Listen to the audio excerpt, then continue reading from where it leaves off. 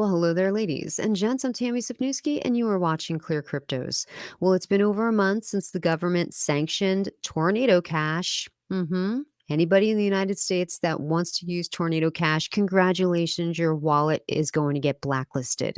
If you're someone that loves decentralization, you absolutely hate this. Because in the end, what is Tornado Cash? It's a decentralized open source code. So now we have the government sanctioning code. And there's a lot of people that believe that this could set a very dangerous precedent. If there is only somebody with the resources to take on the government, right? Who's going to fight for us?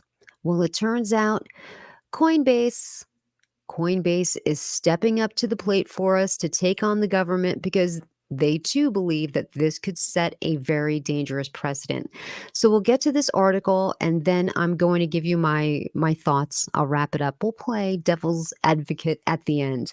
Coinbase to finance users lawsuit against Treasury Department for Tornado Cash sanctions. Coinbase is supporting a lawsuit against sanctioning an Ethereum based crypto mixer Tornado Cash. The exchange is financing the lawsuit against the U.S. Treasury Department that currently features 6 plaintiffs, including several Coinbase employees, because they believe it's the right thing to do. Coinbase Chief Legal Officer Paul Grewal explained to CNBC that sanctioning a platform built on a code is a controversial issue, and it goes way beyond just Tornado Cash. We saw this as a much larger problem. It sets a dangerous precedent. If this code can be designated without any limits imposed by law, any technology, any tool or system could be fair game. Treasury Department blacklisting Tornado Cash mixer. The Treasury Department blacklisted a crypto service, Tornado Cash, and blocked American users from using it on August 8th, citing involvement with money laundering activities and matters of national security. The department added the platform to the specially designated nationals list, which contains blacklisted individuals, entities, and crypto addresses, automatically banning every American citizen from interacting with Tornado Cash and any Ethereum wallet connected to the service. A representative of the department claimed the mixer has laundered over $7 billion worth of cryptocurrency. Tornado Cash has been the go-to mixer for cyber criminals looking to launder the proceeds of crime, as well as helping to enable hackers, including those currently under U.S. sanctions, to launder the proceeds of their cyber crimes by covering up the origin and transfer of this illicit virtual currency.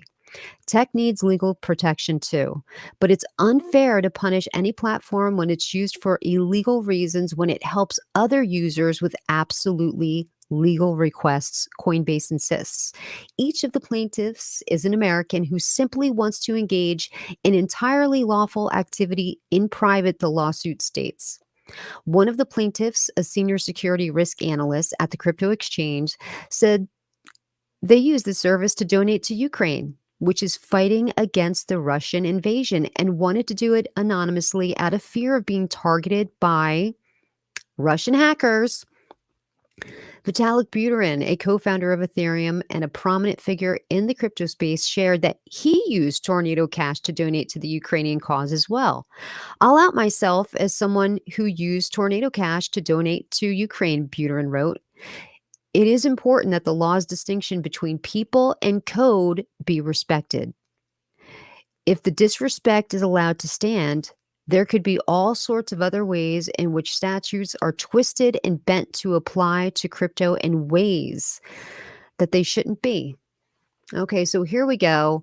Let's play a little bit of devil's advocate. I understand both sides, right? So if you're someone that does want to make anonymous payments, this Tornado Cash is great. You can use that system, make your donations without fear of any reprisals from people like Russian hackers. So I understand that. And I also understand the other point. What if you're some of the people that have lost a lot of money because of all of these different hacks that have been going on with these bridges? The Ronin hack, there's just been many different Harmony bridge, like all of these bridges seem to be, you know, They're a source of hackers to go and get what they wanna get, and then they go over to Tornado Cash and mix it all up and spin it all up, and then they can just take it and be free. No way to trace anybody through Tornado Cash. Now, I know what you're thinking. How can it not be traceable? Well, it's a mixing pool. It is basically a laundry. You stick it in there under one wallet, and it comes out under a completely different address because it's been pulled up and mixed, and it's a safe way to do it, and it's 64-bit encrypted. So even if the military itself with all of its resources went in there, they still wouldn't be able to crack where that payment come from. So I do understand both sides of the coin. I really do. And you know what? I'm glad this is being taken up in the legal system. Let these people that have great legal minds make a decision on this because I myself I'm in favor right now for decentralization, and let's not tamper with it. Let's see where we can take it, where it can go. Is it up to the Treasury Department to say, "You know what? No one should be using this, and we're going to blacklist your wallet"? Is this a bridge too far? Because look how many people have been hurt, innocent people that have been hurt by this, because there's people that are sending cryptocurrency to their wallets using Tornado Cash to target their wallet. What if somebody spun some cryptocurrency through Tornado Cash and sent it to you, and your wallet was blacklisted and you lost everything in it just because they didn't like you? How would you feel about it then? Would you be happy with the sanctions then? Maybe if you're someone that holds millions of dollars in your wallet and boof, it's gone, you might feel differently about the sanctions then.